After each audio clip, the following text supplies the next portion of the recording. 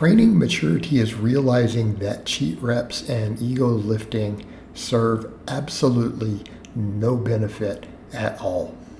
And this is even a point that I did not always hold. Even within the last year, I've really had to come to terms with this, because what have I told you guys? Well, certain putting body English on movements, controlled cheating, can really help you get some eccentric overload and all this stuff. And I actually did believe that. But the longer I've looked at it and the longer I've trained, as someone who is, again, now 47, I've been in the iron game around, 25 years at this point. So when I have to look at this and look at the sum total evidence, muscles really only care about tension being put upon them from a hypertrophy perspective, right?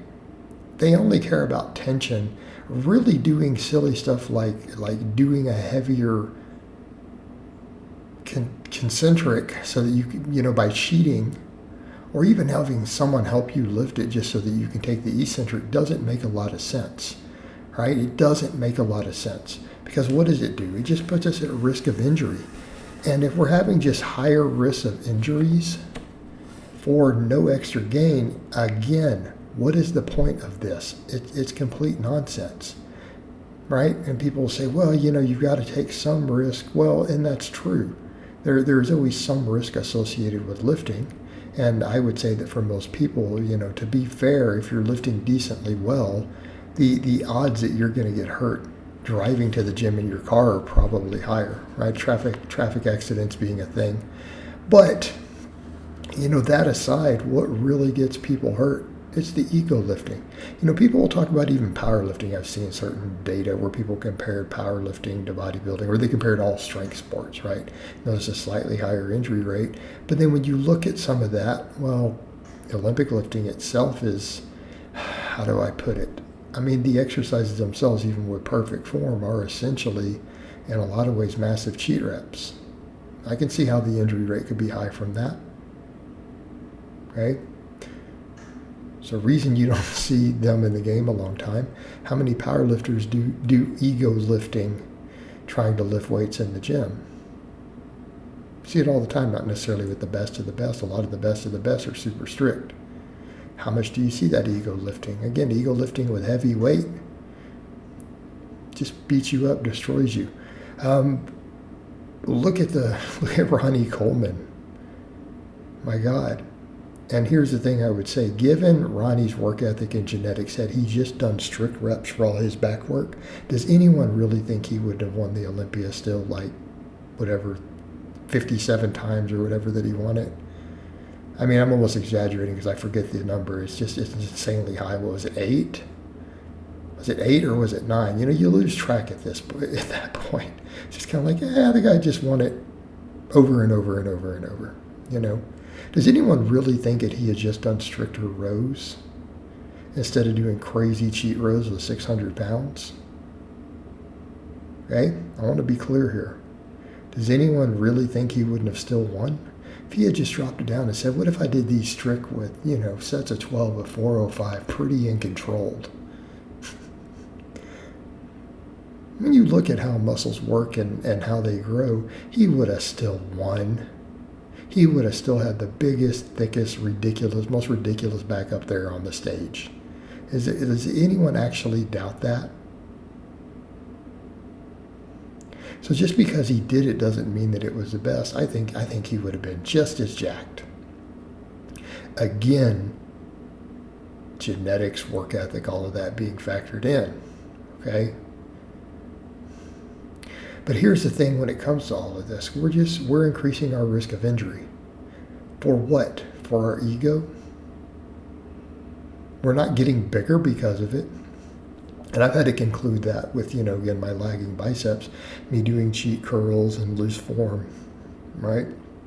Instead of just saying, hey, maybe if I just started doing all my curls really strict and try to control my body movement and work on getting a full range of motion and just going to failure or close to failure. You should go to failure on the last set, right? That maybe I'd have bigger biceps. Same thing here doing chins, right? What if I don't swing? What if I just control these chins, these weighted chins, right? I'm doing sets of 10 here with a 45.